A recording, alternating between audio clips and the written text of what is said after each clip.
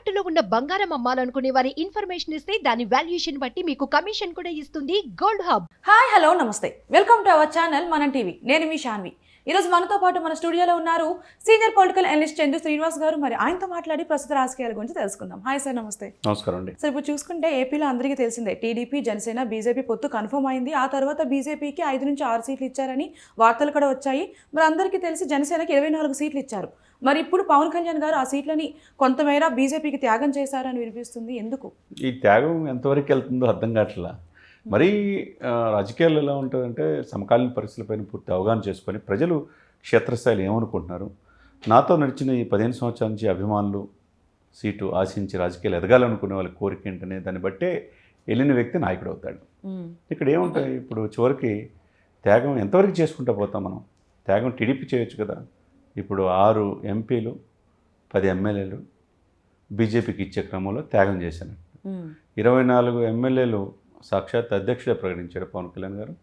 3 ఎంపీలు, దాంట్లో 24లో మళ్ళీ 3 ఎమ్మెల్యేలు త్యాగం చేసి మళ్ళీ 1 ఎంపీ అనకాపల్లి త్యాగం చేసి ఇంకెక్కడికి వెళ్తున్నారు? ఎక్కడ క్షేత్రస్థాయిలో ఓటు పోలరైజేషన్ అవుతుంది? చాలా ఇబ్బందికరమైన పరిస్థితి. మనకి కొద్దిగా ఇబ్బందిగా ఉంది. క్షేత్రస్థాయిలో మంచి అద్భుతమైన అవకాశం, పవన్ కళ్యాణ్ గారు సీఎం అవుతాడు, క్షేత్రస్థాయిలో కోరుకున్నారు. ఆయన అభిమానులు ఎప్పటి నుంచో ఉన్న థర్డ్ ఆల్టర్నేట్ ఫోర్స్గా అతను చూడాలని కోరుకున్నారు.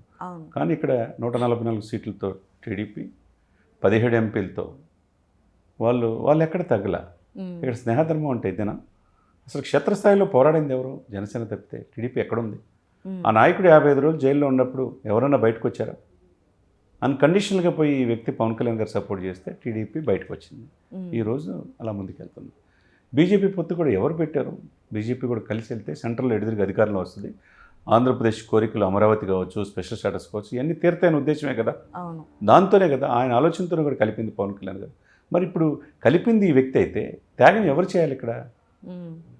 ఇది ఎట్లుందంటే జనంలో పూర్తి వ్యతిరేకత స్టార్ట్ అయింది. ఇది కాదు కదా మేము కోరుకునేది. ఎంతమంది త్యాగాలు సిద్ధపడతారు? సరే, గౌరవంగా 50 సీట్లు ఉంటాయంటే 50 లేవు, 40 లేవు, చివరికి 24 పరిమితం. 24 కూడా 3 సీట్లు పోతే ఇంక 21 సీట్లు ఎలా? 21లో పోటీ చేసేది ఎంతమంది, గెలిచేది ఎంతమంది, ఓట్లు ఎలా అవుతాయి, ఎలా పోలరైజేషన్ అవుతుంది అనేది ఇప్పుడు ప్రశ్నగా మారింది.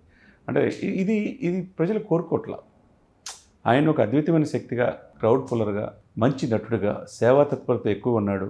ఈ వ్యక్తి రాజకీయాల్లో వస్తే ఇంకా ప్రజాసేవ చేయొచ్చనే భావన కలిగి ముందుకెళ్తున్నారు తప్పితే ఇదేంటండి త్యాగం?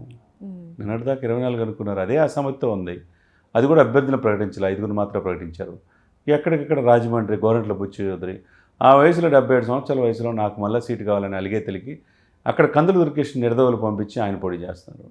ఇంక ఎంత త్యాగం అంటే దానికి ఒక లిమిట్ ఉంటుంది. సరే, ఇప్పుడు అందరికీ తెలిసిందే బీజేపీ జగన్మోహన్ రెడ్డి గారికి ఎంత సపోర్ట్ చేసింది అని. మరి ఇప్పుడు రాజకీయాలు అంటేనే ఒక పార్టీ నుంచి ఇంకో పార్టీకి జంప్ అవ్వడం అది మన అందరికీ తెలిసిందే. అవునండి. మరి ఇప్పుడు పొత్తులో వచ్చారు, మళ్ళీ ఇంకా షిఫ్ట్ అవ్వరు అని గ్యారంటీ ఏంటంటే ఇంత త్యాగం చేశారు కదా, ఆ నమ్మకం ఉందా షిఫ్ట్ అవ్వరు అని చెప్పి? ఎవరు షిఫ్ట్ అవుతారంటారు? బీజేపీ వాళ్ళు. ఎక్కడికి? మళ్ళీ జగన్మోహన్ రెడ్డి గారికి షిఫ్ట్ అవుతారు. షిఫ్ట్ అవటం ఏం లేదు. బీజేపీ ఆడే క్రీడలో అందరూ పావులే, అందరూ పాత్రదారులు అన్నట్టు. వాళ్ళు ఒక రాష్ట్రం మీద ఒక కాన్సన్ట్రేషన్ చేశారంటే దీర్ఘకాలిక ప్రయోజనాలు ఉంటాయి. ఒక 4 ఎంపీల కాడి నుంచి ఈరోజు 400 స్థాయికి ఎదుగుతున్నారంటే, వరుసగా 3వ కూడా ఈ దేశాన్ని పాలించే స్థాయికి వాళ్ళు వచ్చారంటే దాని వెనక చాలా కష్టం ఉంది. ఇప్పుడు దక్షిణ భారతదేశం మీద దృష్టి పెట్టారు.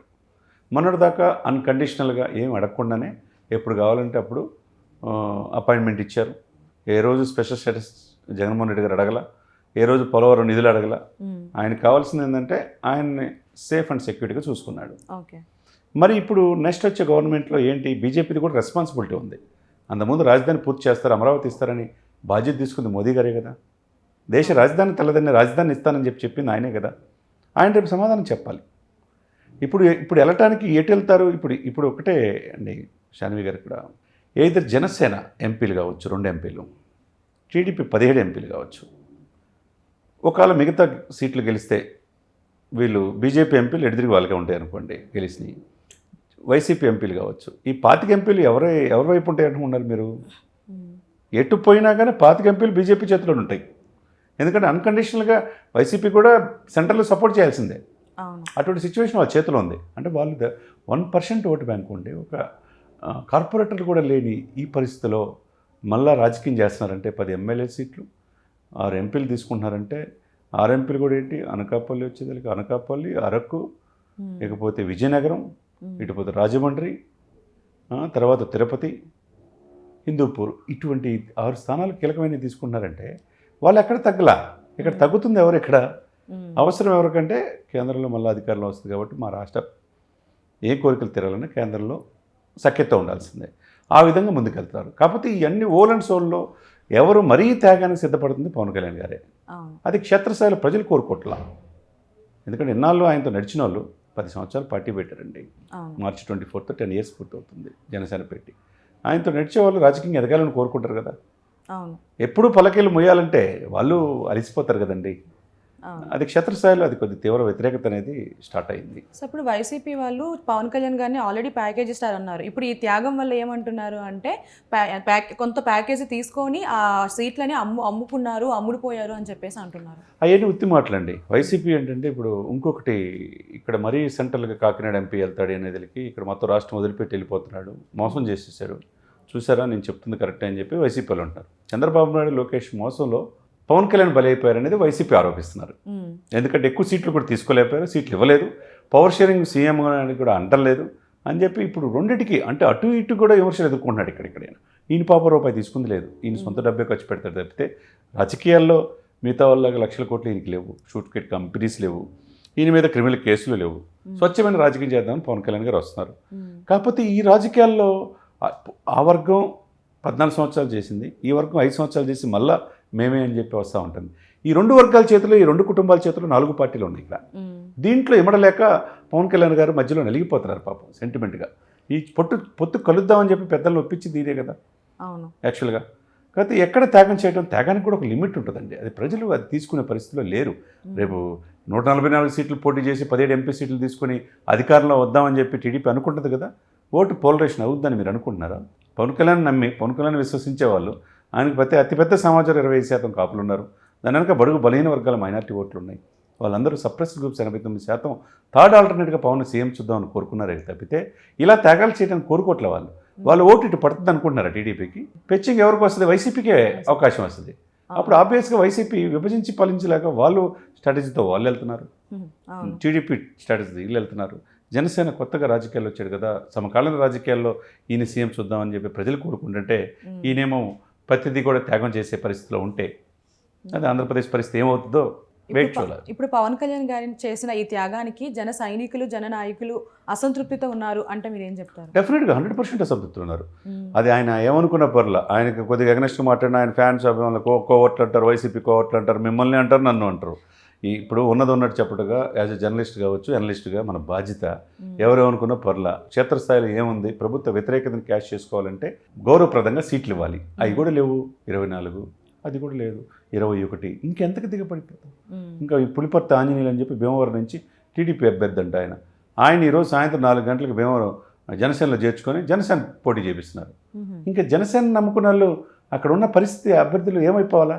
ఇది కాదు కదా. ఆ పార్టీలు ఈ పార్టీలు తీసుకొని ఈ పార్టీలో అంటే టీడీపీ ఎంత వ్యూహాత్మకంగా ఉండదు చూడండి. వాళ్ళ అభ్యర్థుల్ని జనసేనలో షిఫ్ట్ చేసి ఇక్కడి నుంచి అభ్యర్థులు ఇప్పించుకుంటుంది. ఆ సీట్లు కూడా వాళ్ళయ్యే. ఇంకా త్యాగాలకు సిద్ధపడుతుంది జనసేన.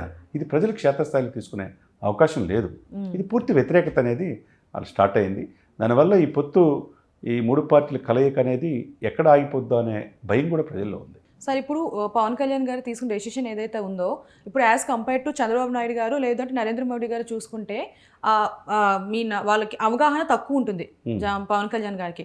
సో వీళ్ళిద్దరూ అందులో ఎక్స్పర్ట్ కాబట్టి ఏమన్నా తక్కువ చేస్తారా ఇవన్నీ వాళ్ళ? Maybe of course Chandrababu Naidu కూడా 4 దశాబ్దాల రాజకీయ అనుభవం కావచ్చు, అది మోదీ గారికి, అమిత్ షా గారి వ్యూహాలు కావచ్చు, ఏదైనా కానీ పవన్ కళ్యాణ్ అనే వ్యక్తిని బీజేపీ ఎప్పుడు తక్కువ చూడదు. బీజేపీ సమకాలీన రాజకీయాలు రేపు ఎన్డీఏలో పవన్ అనే వ్యక్తిని జాతీయ స్థాయిలో ఇచ్చేస్తారా, ఎలివేట్ చేస్తారు, నో డౌట్ అట్ ఆల్. కానీ రాష్ట్ర స్థాయిలో కోరుకుంటున్నారు ప్రజలు, రాష్ట్రంలో ముఖ్యమంత్రి కావాలని కోరుకుంటున్నారు. సెంట్రల్ తర్వాత సంగతి, సెంట్రల్ మంత్రి అయితే కాదు కదా వాళ్ళకి కావాల్సింది, రాష్ట్రం వదిలిపెట్టి వెళ్ళిపోయినట్టే కదా. రేపు పోటీ చేసి 21 మంది అభ్యర్థులకి నాయకుడు ఎవరు? పవన్ కళ్యాణ్ చూస్తారు, ఇంకో వ్యక్తిని చూసే అవకాశం ఇక్కడ లేదు. కాబట్టి ఈ గందరగోళం పరిస్థితులకు సమాధానం చెప్పాల్సిన బాధ్యత ఇటు ఈ మిత్రపక్షాలదే ఉంది. Thank you sir. Thank you.